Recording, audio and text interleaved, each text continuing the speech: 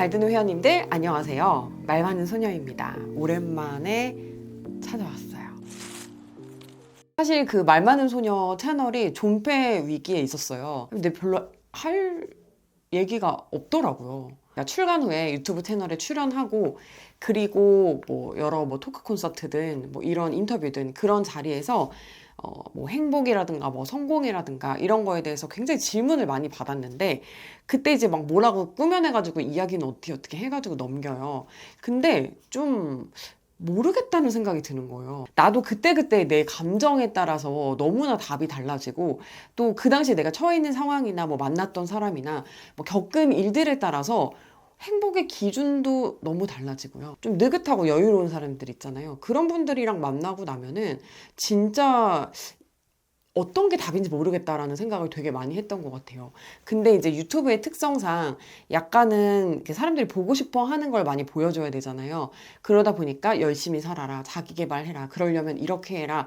이제 이런 말들을 굉장히 많이 하는데 사실 여러분들 제가 생각하는 자기 개발은 그냥 어떻게 보면은 답은 없어요.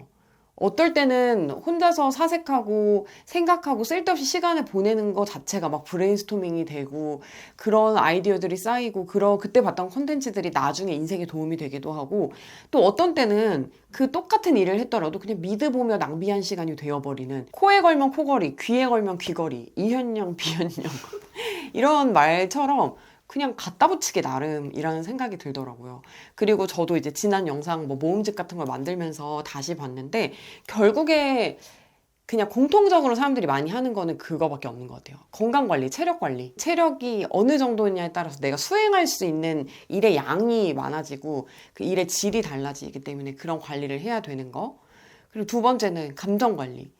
기분이 나쁘면 모든 게 다 꼬아져서 보여요. 세상은 어떤 정해진 모양이 있는 게 아니라 내가 어떻게 보느냐에 따라 굉장히 왜곡해서 볼 수 있는 여지가 많다는 생각이 들어요. 그래서 좋은 기분으로 무언가를 보면 좋은 걸 볼 확률이 더 높아지기 때문에 이런 뭐 감정 관리, 그리고 그 감정 관리에 가장 좋은 게 나 자신과의 솔직한 대화.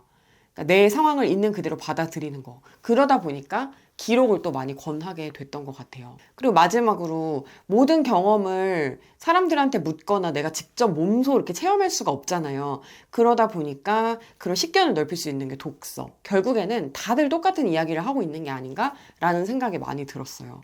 그러다 보니까 나만이 할 수 있는 이야기는 아닌데 이게 내가 어디 가서 성공했다고 말할 수 있는 사람이 아닌데 자꾸 뭔가 남에게 도움이 되는 이야기를 해주고 싶어하는 저의 마음이 그런 성공의 법칙 같은 거를 모아서 이야기를 하게 되고 그러다 보니 내 자신을 성공한 사람으로 약간은 좀 이미지 메이킹을 해야 되는 측면이 있고 근데 저는 성공한 사람이 아니란 말이에요. 실패해서 배우는 사람이거든요. 뭔가 그런 규칙을 얘기하려면 사실 난 다 알고 있고 내 마음대로 하고 이런 규칙대로 따라가니까 실패도 없이 뭐 또 부침도 없이 다 해냈어. 이런 이야기를 계속 해야 되는 것 같은 거예요. 그래서 그런 이야기를 하는 제 모습이 좀 싫어가지고 이 채널을 계속 해야 되나 그런 좀 존폐에 대한 이야기를 되게 많이 했었는데 생각해보니까 우리 채널 처음에 그냥 와인 마시면서 내 이렇게 했는데 인생 이렇게 망했었잖아. 그때 이렇게 했으면 더 좋았을 걸 하는 생각이 들더라고. 이렇게 그냥 자연스럽게 수다 떠는 걸로 시작을 했던 채널이잖아요. 그래서 그냥 뭐 다시 초심으로? 방법이 없어. 그래서 좀 휴식 시간이 필요했고요. 또 이야기가 많이 쌓여서 다시 수다가 여기까지 올라왔어요. 하반기 다시 시작입니다. 저는 근데 이번 하반기가 오히려 그 2023년을 시작하는 것보다도 더 많은 일들이 있었어요. 일단 첫 번째로 나이가 깎였잖아. 우리 다 같이 깎였잖아요.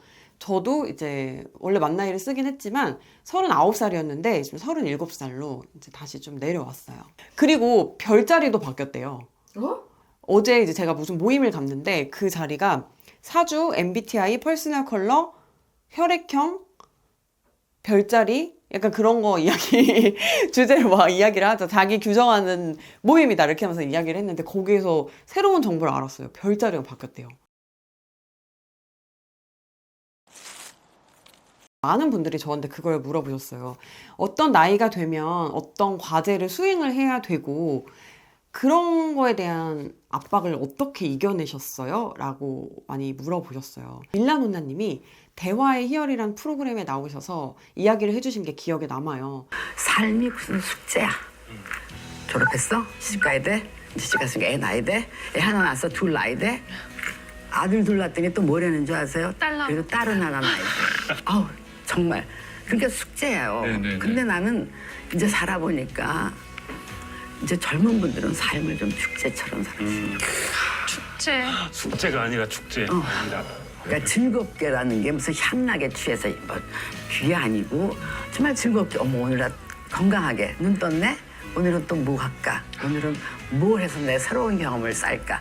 그런 식으로 좀 남한테 밀리지 않고 어떤 스테이지에 가면은 그거를 깨야 되는 그런 진짜 과제가 있는 것처럼 이번 미션 클리어, 그 다음 미션 뭐지? 그 다음 미션 뭐지? 그 다음 미션 뭐지? 이렇게 사는데 이제 너무너무 익숙한 거예요. 저 역시도 할 말이 없는 게 저도 그런 미션을 깨면서 살았던 사람이고 오히려 저는 좀 성격이 되게 조급하기도 하고 걱정이 많은 편이어가지고 그냥 그런 미션이 나에게 진짜 딱 완전 다가오기 전에 좀 선행학습을 하는 편이었던 것 같아요. 그리고 이제 유일하게 제가 그나마 조금 어떻게 보면은 요즘 치고 늦은 것도 아니지만 늦었다고 할 수 있는 게 출산이었는데 그것도 정말 지금 생각해 보면은 압박감을 엄청 많이 느끼고 있었던 것 같아요. 그래서 그냥 아예 딩크로 마음을 정해버린 거죠. 왜냐면 그런 압박감 자체가 너무 싫으니까 차라리 압박감을 안 느낄 수 있는 방법이 뭐지? 그래. 딩크라고 하면 되는구나. 회피를 하면 되는구나.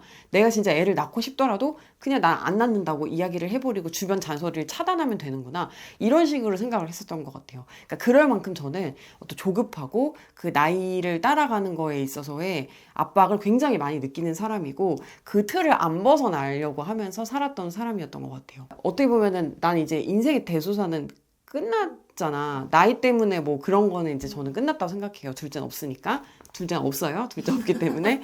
그렇기 때문에 이제 끝났다고 생각을 하고서는 이렇게 인생을 이렇게 좀 돌아봤을 때 아쉬운 거는 완성도에 대한 그런 아쉬움이 남더라고요. 여러분들 일을 할 때 그런 사람들이 있어요. 어떤 사람은 일을 제 시간 안에 딱 맞춰서 하는 게 가장 우선인 사람이 있어요. 그리고 어떤 사람은 마감보다 일을 훨씬 빨리 해내고 홀가분한 마음으로 나머지 시간을 좀 그냥 여유롭게 즐기는 사람이 있어요. 그리고 세 번째는 정말 마감 직전까지 완성도를 계속 높이고 내가 할 수 있는 최선을 막 다 하는 거예요. 그리고 마감에 좀 늦기도 하고 임박하기도 하고 아니 마감 훨씬 지나서 그 일을 수행하는 사람도 있어요. 그리고 물론 그냥 하지도 않으면서 마감은 그냥 지나면서 핑계만 오지게 되는 사람도 있고 정말 이렇게 다양한 사람들이 있잖아요. 근데 저는 이게 일의 마감을 지키는 것과 내 인생의 어떤 속도를 따라가는 거 그거 좀 약간 비슷하게 놓고 보면은 답이 좀 나오지 않을까라는 생각이 드는 거예요. 저는 제가 말씀드린 대로 맞아요. 마감이 되기 전에 이제 마감을 끝내거나 혹은 일을 아주 잘하는 것보다 마감에 맞춰서 하는 게 더 좀 중요한 사람이었던 것 같아요. 그러다 보니까 저는 속도는 다 맞췄는데 그때 내가 나이의 압박 때문에 조금 더 잘할 수 있었던 거 아니면 조금 더 심사숙고해 봤어야 되는 것들 조금 더 내가 진짜 뭘 원하는지 알아야 했던 것들을 대충 해버리지 않았나라는 후회가 들더라고요. 반대로 완성도에 되게 목숨을 많이 거는 사람들은 근데 그거는 대충이라도 그 나이까지 할 걸 그랬어 라는 어떤 아쉬움이 마찬가지로 남을 거라고 생각을 해요. 자기의 스타일에 따라서 후회의 정도가 저는 되게 다를 거라고 생각을 하거든요. 그리고 특히나 뭐 우리가 이게 진짜 일이 아니고 인생의 대소사는 내가 대학 가고 싶어도 다 떨어지면 못 가는 거잖아요. 내가 취직 그때 하고 싶어도 다 안 되면 못 하는 거잖아요.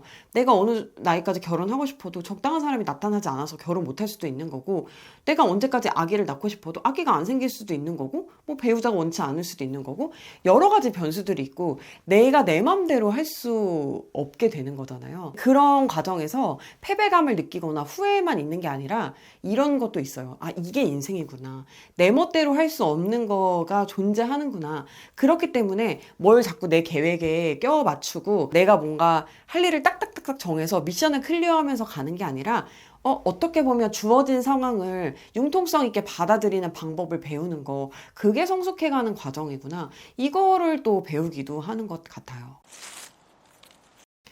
근데 이렇게만 말하면 그래서 어쩌라는 건지 모르겠잖아요. 일단 답은 없지만 저는 만약에 내 인생에 확신이 없거나 내가 마감 시간이 중요한 타입인지 완성도가 중요한 사람인지 이걸 진짜 모르겠다라고 하면 그러면 그냥 세상이 정해준 기준을 따라가세요. 세상이 정해준 기준을 우리는 굉장히 고리타분하거나 압박이거나 무슨 이렇게 약간 나쁜 악법처럼 생각하는 경향이 있는 것 같은데 저는 꼭 그렇진 않은 것 같아요. 그러니까 내가 정말 확고한 내 인생의 방향이 있거나 내가 원하는 길이 있다 그런 게 아니면 정말 모르겠으면 인생을 어떻게 살아야 되는 게 잘 사는지 모르겠으면 그냥 차라리 사회에서 정해준 것들을 그냥 따라가고 그걸 그냥 내가 느끼면서 거기에서 오는 후회도 내 몫이거든요. 그냥 그렇게 가는 것도 저는 나쁘지 않다고 생각해요. 그리고 나이에 대한 압박을 엄청 심하게 느끼는 분들은 분명히 다른 사람들의 시선에 대한 압박도 같이 느끼실 거거든요.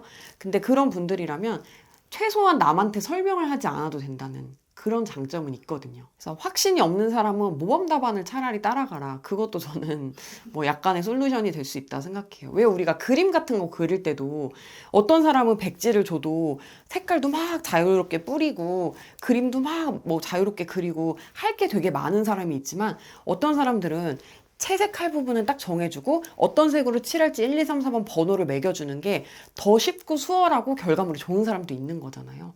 이것 역시도 답이 없다고 생각을 합니다. 답 없는 게 인생인데 마음대로 그리라고만 하는 것도 어떻게 보면 어떤 사람들한테는 되게 두려울 수 있을 것 같아요. 그런 사람들은 그냥 저 사람이 했는데 좋아 보이는 걸 따라갈 수도 있는 거예요. 그거에 대해서 너무 죄책감을 가질 필요도 없다고 생각을 해요. 한국 사회가 정말 불행한 사회라고 특히 이제 뭐 외국에서 한국에 오신 분들 그런 분들이 말씀들을 많이 하시잖아요.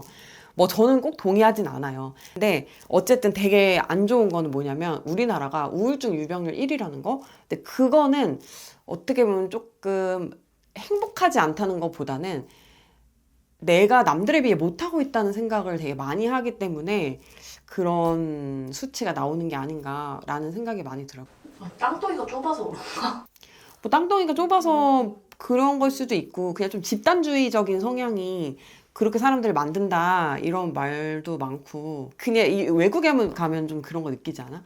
그러니까 누구를 볼 때 좀 판단을 덜 하게 되는 신경을 별로 안 쓰는 나는 그런 거 아닌 것 같아. 근데 난 그게 외국이라서 그런 게 아니라 그냥 너무 그냥 이렇게 뭐라고 해야 되지? 유전적으로 너무 다른 사람들이 많잖아요. 그러니까 예를 들면 뭐 피부색도 너무 다르고 체형도 너무 다르고 옷 입는 스타일도 다르고 머리카락 색깔도 너무 다 다르니까 그냥 되게 상황이 다르겠구나라고 무의식 중에서 생각을 하는 것 같은데 한국은 그냥 뭔가 다 황인종에 머리도 까맣고 체형도 다 비슷하고 키도 거의 다 비슷하고 고만고만 하다 보니까 사람을 뭔가 이렇게 구분할 수 있는 거를 되게 이렇게 세세한 거에서 찾는 것 같아. 그래서 정말 마이크로 단위로 비교를 하는 게 어릴 때부터 그냥 그게 좀 습관이 돼 있는 게 아닌가 그냥 뭐 그런 생각도 하는데 제가 우리 랑이도 맨날 뭐 얘기하면 아니 근데 그건 그 사람 인생이고 왜 비교를 해 항상 이런 얘기 되게 자주 하잖아요. 그래서 무의식 중에 그냥 그 사람의 인생이고 그 사람의 속도야. 난 내 인생이고 내 속도야. 내가 이게 불행하면 나도 빨리 가면 되는 거고 이게 괜찮은데 남들보다 못하지 않을까 이런 걱정 때문에 스스로를 몰아세울 필요는 없어 라고 마인드 컨트롤 하는 게 필요하지 않을까 이런 생각이 들었어요. 그래서 오늘은 나이가 어려진 기념으로 나이와 어떤 속도에 대한 이야기를 했습니다. 이제는 친구랑도 나이가 다른 그런 세상이 됐잖아요. 그 나이는 이제 쓰지 않게 됐잖아요. 남들과 아예 비교하지 않을 수는 없겠지만 그 비교한 기준 자체가 조금 다 느슨해지길 바랍니다. 행복하세요, 여러분. 잠도 좀 편안하게 자고요. 걱정은 내려놓고 좋은 밤 되세요. 잘 자요.